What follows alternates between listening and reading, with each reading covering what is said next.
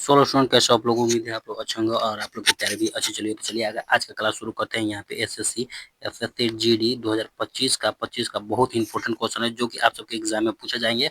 और आज का हमारा सेट जो है यहाँ पे 30 नंबर सेट है, जो कि मैंने आप सबको 29 वीडियो पहले भी करा रखा है। जो लोग हमारे चैनल पर नए होंगे तो पहले क्या करेंगे, यहाँ पे सब्सक्राइब कर लेंगे। सब्सक्राइब करने के बाद आपको जाना है हमारे प्लेलिस्ट में, चैनल पे जाके प्लेलिस्ट में जाना पड़ेगा। प्लेलिस्ट में जाने के बाद आपको मिल जाएगा एसएससी जीडी कांस्टेबल करके 2025 प्लेलिस्ट मिलेगा, जिसमें कि जो जीके जीएस का सिर्फ स्पेशल जीके और जीएस का क्वेश्चन करा रहा हूं, जो कि आप सबके 2025 में ये सारे क्वेश्चन आप सबको एग्जाम में देखने को मिल जाएगा। तो जल्दी से आपको जाके हमारे प्लेलिस्ट में जाना है। आपको 29 वीडियो वहां पे मिलेगा, 29 वीडियो को देख लेना है, जिससे कि आपका जो है जीके जीएस का यहाँ पे कन्फर्म आपका तैयारी कंप्लीट हो जाएगा। तो चलिए आज का क्लास शुरू करते हैं। पर उससे पहले एक बार कहना चाहेंगे कि आप लोग जो है वीडियो को लाइक कर लेंगे। वीडियो को लाइक करने के बाद यहाँ पे ये करेंगे, शेयर कर देंगे अपने सारे ग्रुप में, ताकि और भी स्टूडेंट जुड़ सके। और यहाँ पे जो आपको यहाँ पे आंसर आपको मिलता जाए, जो क्वेश्चन लग रहा है आप आंसर उसका जवाब दे सकते हैं, तो आंसर कमेंट में करते हुए चलेंगे। तो चलिए आज का क्लास शुरू करते हैं बहुत इंपॉर्टेंट क्वेश्चन के साथ।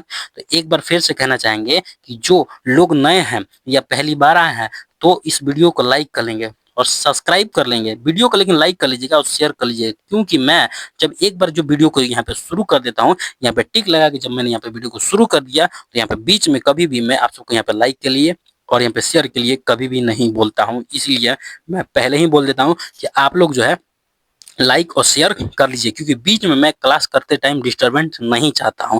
और सिर्फ क्या चाहता हूं कि आप लोग जो है आंसर दें, ठीक है, कमेंट में आंसर दें वो चलेगा, लेकिन बीच में ये डिस्टर्ब मैं नहीं चाहता हूं कि मैं आप सबको ये बोलूं कि लाइक करें, शेयर करें और ये करें। इसीलिए मैं आप सबको पहले ही बार बार बोल देता हूँ कि आप लोग जो पहले ही लाइक और शेयर कर लीजिए। चलिए क्लास को शुरू करते हैं। यहाँ पे बिना टाइम वेस्ट किए हुए यहाँ पे पूछा गया कि शारदा एक्ट किससे संबंधित है। यहाँ पे पूछा गया है कि शारदा शारदा एक्ट जो है ये किससे संबंधित है, शारदा एक्ट किससे संबंधित है। तो फर्स्ट ऑप्शन में पशु हत्या से, या फिर बाल विवाह से, या फिर हो जाएगा कि भ्रूण भ्रूण हत्या से, ठीक है। तो यहाँ पे हमारा या फिर हो जाएगा यहाँ पे सती प्रथा से। तो यहाँ पे हमारा राइट आंसर क्या हो जाएगा, जो कि यहाँ पे शारदा एक्ट किससे संबंधित है, तो राइट आंसर यहाँ पे हमारा हो जाएगा बाल विवाह से। बाल विवाह से शारदा एक्ट संबंधित है, राइट आंसर यहाँ पे बी राइट आंसर हो जाएगा। नेक्स्ट अब यहाँ पे चलते हैं, यहाँ पे आते हैं दूसरे नंबर क्वेश्चन में। दूसरे नंबर क्वेश्चन में यहाँ पे हमारा आता है ईसा मसीह के माता का नाम क्या था। यहाँ पे पूछा गया है ईसा मसीह के माता का नाम, के माता माता का नाम क्या था और पिता का नाम क्या था। यहाँ पे पूछा गया माता का नाम, तो ऑप्शन में दिया मेरी, या फिर हिना, या फिर हेडन, या फिर हो जाएगा जरीना, ठीक है। तो यहाँ पे हमारा पूछा गया है कि ईसा मसीह का माता का नाम क्या था। तो ईसा मसीह का माता का नाम यहाँ पे मेरी था और पिता का नाम जो था जोसेफ था। जोसेफ जोसेफ नाम था पिता का नाम, और माता का नाम मेरी। राइट आंसर हमारा क्या हो जाएगा, ए राइट आंसर हो जाएगा। नेक्स्ट अब यहाँ पे चलते हैं तीसरे नंबर क्वेश्चन में। तो यहाँ पे देखिए हम मॉक टेस्ट दे रहे हैं या फिर जीके जीएस दे रहे हैं, ठीक है। जीके जीएस जब यहाँ पे कर रहे हैं तो बहुत स्पीड चलेंगे, स्लो में नहीं चलेंगे, क्योंकि जीके जीएस यहाँ पे मैं स्टेप बाय स्टेप करके लाया हूँ, ना कि मैं आप सबको एक ये बता दिया दूसरा बताया, इस तरह से मैं आप सबको नहीं बताऊंगा। क्योंकि डायरेक्ट मैं आप सबको यहाँ पे जो क्वेश्चन जिस तरह से आपसे क्वेश्चन पूछा जाएगा वही क्वेश्चन यहाँ पे सेट करके लाया हूँ, जो कि ये 100% गारंटी के साथ मैं बोलता हूँ कि आप सबके एग्जाम में यही इसी तरह से क्वेश्चन देखने को मिलेगा। ये आप सबको ध्यान रखना होगा। चलिए यहाँ पे हम आते हैं तीसरे नंबर क्वेश्चन में। यहाँ पे ये पूछा गया है, बोला गया है कि अशोक का सबसे लंबा अभिलेख कौन सा है, ठीक है। सबसे सबसे लंबा अभिलेख किसका, तो अशोक का सबसे लंबा लंबा अभिलेख कौन सा है। फर्स्ट ऑप्शन में तीसरा है, चौथा है, सॉरी तीसरा है या पांचवा है या सातवां है या फिर नौवां अभिलेख है। तो अशोक का सबसे लंबा अभिलेख कौन सा है, तो यहाँ पे हमारा राइट आंसर क्या हो जाएगा, राइट आंसर यहाँ पे हमारा हो जाएगा सातवां अभिलेख जो है अशोक का है, जो सबसे लंबा अभिलेख है, सातवां अभिलेख है। चलिए नेक्स्ट अब यहाँ पे चलते हैं, यहाँ पे राइट आंसर हमारा सी हो जाएगा। नेक्स्ट अब यहाँ पे आते हैं चौथे नंबर क्वेश्चन में। चौथे नंबर क्वेश्चन में यहाँ पे हमारा आता है चोल वंश का अंतिम राजा कौन था। यहाँ पे पूछा गया है चोल वंश का अंतिम अंतिम राजा कौन था। चोल वंश का अंतिम राजा कौन था ये पूछा गया है। तो यहाँ पे हमारे ऑप्शन में क्या दिया हुआ, फर्स्ट ऑप्शन में दिया हुआ राजराज प्रथम है, या सेकंड में दिया हुआ राजेंद्र द्वितीय है, थर्ड में दिया हुआ है कि महेंद्र वर्मन था, या फिर हो जाएगा यहाँ पे राजा राजेंद्र तृतीय था। तो यहाँ पे पूछा गया है कि चोल वंश का अंतिम राजा कौन था। तो यहाँ पे हमारा राइट आंसर क्या हो जाएगा, राइट आंसर यहाँ पे हो जाएगा राजा राजेंद्र तृतीय जो था चोल वंश का अंतिम राजा था। राइट आंसर क्या हो जाएगा, right answer D right answer हो जाएगा। नेक्स्ट अब यहाँ पे चलते हैं 5वें नंबर क्वेश्चन में, 5वें नंबर क्वेश्चन में यहाँ पे हमारा था अमृतसर, जो कि अमृतसर अमृतसर नगर की स्थापना कब की गई थी? यहाँ पे कहा गया है अमृतसर नगर नगर की स्थापना कब की गई थी और किसने किया था? तो यहाँ पे गुरु रामदास ने स्थापना किया था। गुरु, यहाँ पे हो जाएगा गुरु रामदास ने यहाँ पे स्थापना किया था। गुरु रामदास, ठीक है। यहाँ पे थोड़ा लिखने में डिस्टर्ब हो रहा है, ठीक है, कोई बात नहीं, आज दिक्कत हो रहा है। गुरु रामदास, गुरु रामदास ने अमृतसर का स्थापना किया था। और यहाँ पे इसका स्थापना कब किया गया था ये पूछा गया है। तो ऑप्शन में दिया हुआ है 1577 में या 1627 में या फिर 1647 में या फिर 1600 यहाँ पे 67 ईस्वी में। तो अमृतसर का स्थापना कब किया गया था? तो यहाँ पे हमारा राइट आंसर हो जाएगा 1577 ईस्वी में किया था। किसने कराया था? तो गुरु रामदास ने। किसने? गुरु रामदास रामदास ने स्थापना किया था। ये आप सबको ध्यान रखना है। और इसी में एक और क्वेश्चन पूछ दिया जाता है कि अमृतसर में स्वर्ण मंदिर का निर्माण किसने करवाया था? तो स्वर्ण मंदिर का निर्माण जो है गुरु अर्जुन देव ने स्वर्ण मंदिर का निर्माण करवाया था, ठीक है। यहाँ पे स्वर्ण मंदिर किसने बनवाया था? तो गुरु अर्जुन देव, ठीक है। गुरु अर्जुन देव ने स्वर्ण मंदिर का निर्माण करवाया था। और अमृतसर का नगर किसने बसाया था? तो गुरु रामदास ने। कब बसाया था? तो 1577 ईस्वी में। Right answer A right answer हो जाएगा। नेक्स्ट अब यहाँ पे चलते हैं, यहाँ पे आते हैं छठे नंबर क्वेश्चन में। छठे नंबर क्वेश्चन में यहाँ पे हमारा आता है 1 रुपए का अंतिम जो कि अवमूल्यन कब किया गया? 1 रुपए का अंतिम, ठीक है, यहाँ पे पूछा गया अंतिम बार अवमूल्यन कब किया गया था?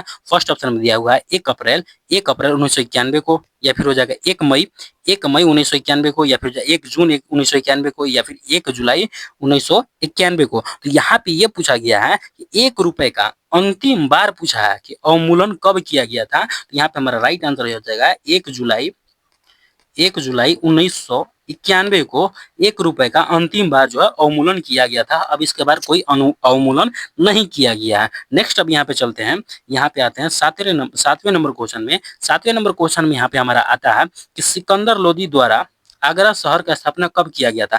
इसमें देखिए यहाँ पे क्वेश्चन 2-3 क्वेश्चन बन जाता है इसी क्वेश्चन में। इसीलिए मैं आप सबको बता देता हूँ कि ये क्वेश्चन जो है ना बहुत ही इंपॉर्टेंट है। ये आप सबको किसी ना किसी तरह से पूछ ही दिया जाएगा। यहाँ पे पूछ दिया जाएगा कि आगरा शहर का स्थापना किसने कराया था, या फिर बोलेगा सिकंदर लोदी ने कहा किस यहाँ पे सन दे देगा इस सन में कहाँ पर स्थापना कराया था। तो यहाँ पे अभी जो पूछा गया वो हम ध्यान दे लेते हैं। तो यहाँ पे पूछा गया कि सिकंदर लोदी ने आगरा शहर का स्थापना कब किया था। तो फर्स्ट में है 1498 में, या फिर जो 1502 में, या फिर 1504 में, या फिर 1508 ईस्वी में। तो यहाँ पे हमारा राइट आंसर क्या हो जाएगा कि सिकंदर लोदी ने जो यहाँ पे आगरा शहर का स्थापना कराया था, तो कब कराया था। तो यहाँ पे हमारा राइट आंसर क्या हो जाएगा? राइट आंसर यहाँ पे हमारा हो जाएगा सी। राइट आंसर हो जाएगा 1504 ईस्वी में। 1504 ईस्वी में जो कि सिकंदर ने आगरा शहर का स्थापना कराया था, ठीक है। आगरा शहर का स्थापना कराया था। राइट आंसर क्या हो जाएगा? राइट आंसर यहाँ पे सी राइट आंसर हो जाएगा, ठीक है। नेक्स्ट अब यहाँ पे चलते हैं, नेक्स्ट अब यहाँ पे आते हैं 8वें नंबर क्वेश्चन में। 8वें नंबर क्वेश्चन में यहाँ पे हमारा आता है कि बहमन वंश का अंतिम शासक कौन था। बहमन वंश का अंतिम शासक कौन था ये पूछा गया है। यहाँ पे हमारा ऑप्शन में क्या दिया हुआ है? फर्स्ट ऑप्शन में दिया हुआ है कलीमुल्लाह, जो कि कलीमुल्लाह, या फिर हो जाएगा कि दाऊद प्रथम, या फिर मोहम्मद शाह द्वितीय, या फिर हो जाएगा तजाउद्दीन जो कि फिरोज, ठीक है। तो यहाँ पे पूछा गया है कि बहमन वंश का अंतिम शासक कौन था। तो यहाँ पे हमारा राइट आंसर क्या हो जाएगा? कलीमुल्लाह जो हो जाएगा कलीमुल्लाह यहाँ पे राइट आंसर हो जाएगा, जो कि बहमन वंश का अंतिम शासक था, ठीक है। नेक्स्ट अब यहाँ पे चलते हैं, यहाँ पे आते हैं 9वें नंबर क्वेश्चन में। 9वें नंबर क्वेश्चन में यहाँ पे पूछा गया है कि खानवा का युद्ध राणा सांगा और बाबर के बीच में कब हुआ था। यहाँ पे पूछा गया है, यहाँ पे ये भी पूछा जाएगा कि राणा सांगा, ठीक है, राणा सांगा और एवं बाबर के बीच में बाबर के बीच में कब युद्ध हुआ था, या फिर खानवा का युद्ध कब हुआ था। इसी तरह से भी क्वेश्चन पूछा जाता है। तो हमारा ऑप्शन में दिया 1504 ईस्वी में, या फिर 1514 में, या फिर 1523 में, या फिर 1527 ईस्वी में। तो खानवा का युद्ध कब हुआ था ये पूछा गया है, या फिर ये भी पूछा जाएगा कि राणा सांगा और बाबर के बीच का युद्ध कब हुआ था? तो यहाँ पे हमारा राइट आंसर क्या हो जाएगा? 1527 ईस्वी में राणा सांगा और बाबर के बीच में युद्ध हुआ था। और जो कि यहाँ पे खानवा का युद्ध कब हुआ था? तो 1527 ईस्वी में। राइट आंसर ये हो जाएगा डी, राइट आंसर हो जाएगा। नेक्स्ट अब यहाँ पे आते हैं 10वें नंबर क्वेश्चन में। 10वें नंबर क्वेश्चन में यहाँ पे हमारा आता है कि औरंगजेब, ठीक है, यहाँ पे पूछा गया है औरंगजेब के गुरु कौन थे? के गुरु कौन थे? औरंगजेब के गुरु कौन थे? तो फर्स्ट ऑप्शन में दिया हुआ है अब जो कि अबुल मुजफ्फर या फिर मीर मोहम्मद हकीम हकीम या फिर हो जाएगा फजल फजल अली या फिर फैजी। तो यहाँ पे पूछा गया है कि औरंगजेब के गुरु कौन थे ना, तो यहाँ पे हमारा राइट आंसर क्या हो जाएगा? राइट आंसर यहाँ पे हो जाएगा मीर मोहम्मद हकीम, ठीक है, मीर मोहम्मद यहाँ पे औरंगजेब के गुरु थे। राइट आंसर क्या हो जाएगा? बी, राइट आंसर हो जाएगा। नेक्स्ट अब यहाँ पे चलते हैं। नेक्स्ट अब यहाँ पे आते हैं जो कि 11 नंबर क्वेश्चन में। 11 नंबर क्वेश्चन में यहाँ पे हमारा आता है the last judgement the last judgement के लेखक कौन है? द लास्ट जजमेंट के लेखक कौन है? फर्स्ट ऑप्शन में दिया हुआ है इब्राहिम खां, सेकंड में दिया हुआ है चार्ल्स मेनन, थर्ड में दिया हुआ शेक्सपियर, फोर्थ में दिया हुआ माइकल जो कि एंजेलो, ठीक है। तो यहाँ पे बोला गया है कि द लास्ट जजमेंट के लेखक कौन है? तो यहाँ पे हमारा राइट आंसर क्या हो जाएगा? राइट आंसर यहाँ पे हो जाएगा एंजेलो माइकल एंजेलो जो हो जाएगा यहाँ पे हमारा right answer. The last judgement के लेखक कौन है? तो माइकल एंजेलो, ठीक है। चलिए नेक्स्ट अब यहाँ पे आते हैं 12 नंबर में। 12 नंबर में यहाँ पे हमारा आता है कि 1688 में गौरवपुर क्रांति कहाँ पे हुआ था? ठीक है, यहाँ पे पूछा गया है गौरवपुर क्रांति कहाँ पे हुआ था? गौरवपूर्ण, ठीक है, गौरवपूर्ण क्रांति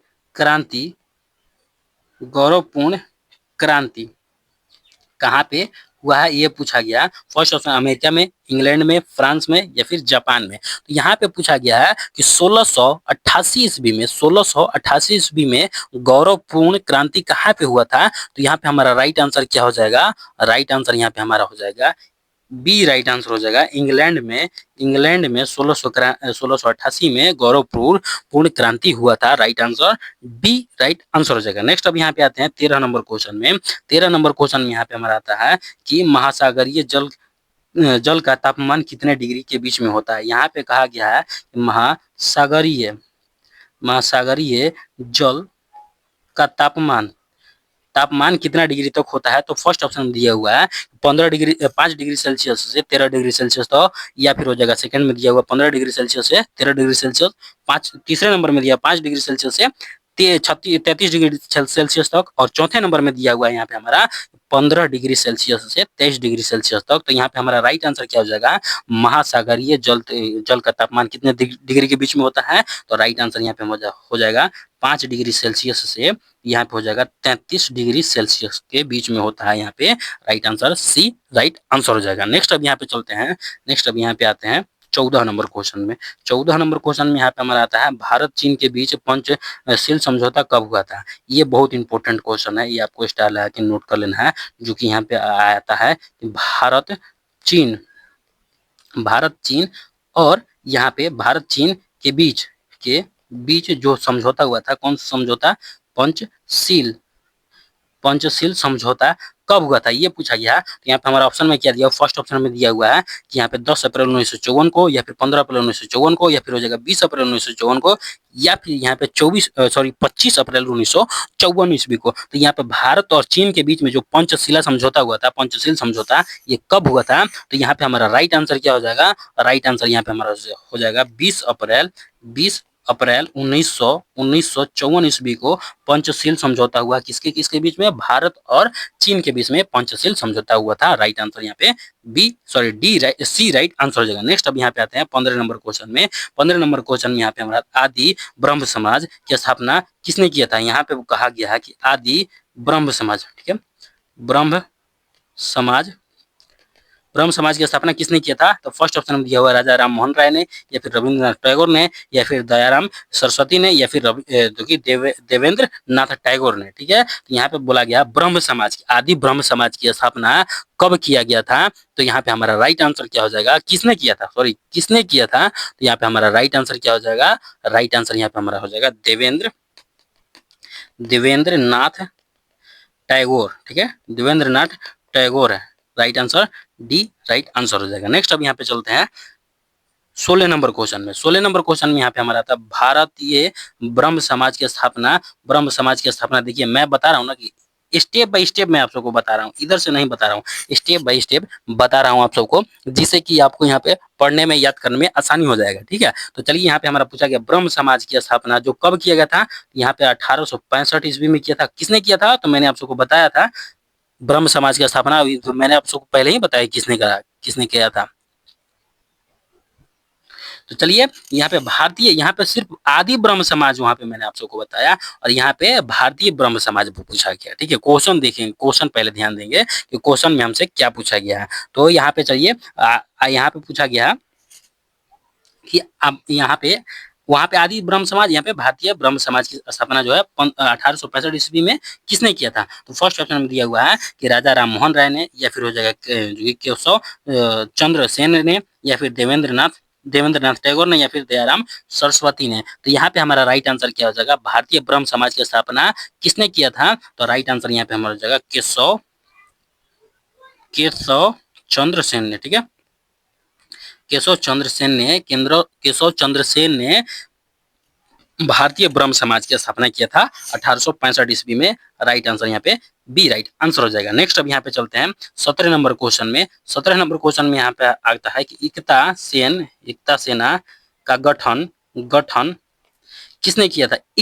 एकता सेना का गठन किसने किया था, ये बहुत इंपॉर्टेंट क्वेश्चन है, क्योंकि सेना से क्वेश्चन जब भी रिलेटेड आता है तो आप सबको वो क्वेश्चन याद रखना होगा, क्योंकि ये सब क्वेश्चन एकता वाला, जैसे कि सेना वाला क्वेश्चन आप सबको ये डिफेंस लाइन में क्वेश्चन में ये सब भी पूछा ही जाता है। तो इसलिए मैं आप सबको बता रहा हूँ कि ये क्वेश्चन जो है आपको याद रखना होगा, क्योंकि ये क्वेश्चन आप सबके एग्जाम में पूछे जाएंगे। तो यहाँ पे हमारा आता है कि एकता सेना जो कि सेना का गठन कब किया गया था, ये पूछा गया। तो यहाँ पे हमारा ऑप्शन भी देख लेते हैं कि ऑप्शन में क्या दिया हुआ है। फर्स्ट ऑप्शन में दिया हुआ इल्तुतमिश, या बलबन, या फिर हो जाएगा अलाउद्दीन खिलजी, या फिर हो जाएगा फिरोज शाह तुगलक। ठीक है, तो यहाँ पे हमारा राइट आंसर क्या हो जाएगा कि एकता सेना का गठन किसने किया था। तो राइट आंसर यहाँ पे हमारा क्या हो जाएगा, राइट आंसर यहाँ पे हमारा हो जाएगा इल्तुतमिश ने। ठीक है, इल्तुतमिश ने एकता सेना का गठन किया था। राइट आंसर यहाँ पे हमारा राइट आंसर जो कि ए राइट आंसर हो जाएगा। नेक्स्ट अब यहाँ पे चलते हैं, नेक्स्ट अब यहाँ पे आते हैं 18 नंबर क्वेश्चन में। 18 नंबर क्वेश्चन में यहाँ पे आता है कि गुरु नानक देव का जन्म कहाँ पर हुआ था। ये भी इंपॉर्टेंट क्वेश्चन है, जीडी का बहुत इंपॉर्टेंट क्वेश्चन है ये सब, ये आप सबको ध्यान देना होगा। यहाँ पे पूछा गया कि गुरु नानक देव का जन्म कहाँ पे हुआ था, ये पूछा गया। फर्स्ट ऑप्शन में दिया हुआ अमृतसर में, उसके बाद लाहौर में, या फिर भोरोवाला में, या फिर जो कि तलवड़ी में। ठीक है, तो यहाँ पे पूछा गया है कि अमृतसर, सॉरी, यहाँ पे पूछा गया गुरु नानक देव का जन्म कहाँ पे हुआ था। तो यहाँ पे हमारा राइट आंसर क्या हो जाएगा, राइट आंसर यहाँ पे हो जाएगा तलवड़ी में। ठीक है, यहाँ पे तलवड़ी में यहाँ पे गुरु नानक देव का जन्म हुआ था। राइट आंसर यहाँ पे हमारा right answer D right answer हो जाएगा। नेक्स्ट अब यहाँ पे चलते हैं, नेक्स्ट अब यहाँ पे आते हैं 19 नंबर क्वेश्चन में। 19 नंबर क्वेश्चन में यहाँ पे हमारा था गुरु गोविंद सिंह की समाधि कहाँ पर है। ये भी बहुत ही इंपॉर्टेंट है, ये गुरु गोविंद वाला यहाँ पे आता ही है। गुरु गोविंद से रिलेटेड कोई ना कोई क्वेश्चन आपको देखने को मिल ही जाता है। सिंह का समाधि कहाँ पे है, गुरु गोविंद सिंह का समाधि कहाँ पे है। फर्स्ट ऑप्शन में दिया हुआ आनंदपुर में, सेकंड में दिया हुआ नांदेड़ में, या फिर तलवड़ी में, या फिर पटना सिटी में। ठीक है, तो यहाँ पे हमारा गुरु गोविंद सिंह का उपाधि कहाँ पे है। तो राइट आंसर यहाँ पे हमारा क्या हो जाएगा, राइट आंसर यहाँ पे हो जाएगा नांदौड़ में। ठीक है, नांदेड़ में गुरु गोविंद सिंह का समाधि है। राइट आंसर क्या हो जाएगा, right answer B right answer हो जाएगा। नेक्स्ट अब यहाँ पे चलते हैं 20 नंबर क्वेश्चन में। 20 नंबर क्वेश्चन में यहाँ पे हमारा आता है मुगलों के सेना किस पद्धति पर आधारित है। यहाँ पे पूछा गया है कि मुगलों की सेना जो है, किस पद्धति पर आधारित है। मुगलों की सेना जो थी वो किस पद्धति पर आधारित थी, ये पूछा गया है। तो यहाँ पे हमारा ऑप्शन में क्या दिया हुआ, फर्स्ट ऑप्शन में दिया हुआ सब्दारी प्रथा पे, या फिर हो जाएगा यहाँ पे जमींदारी पे, या फिर रेतवाड़ी, या फिर महालवाड़ी।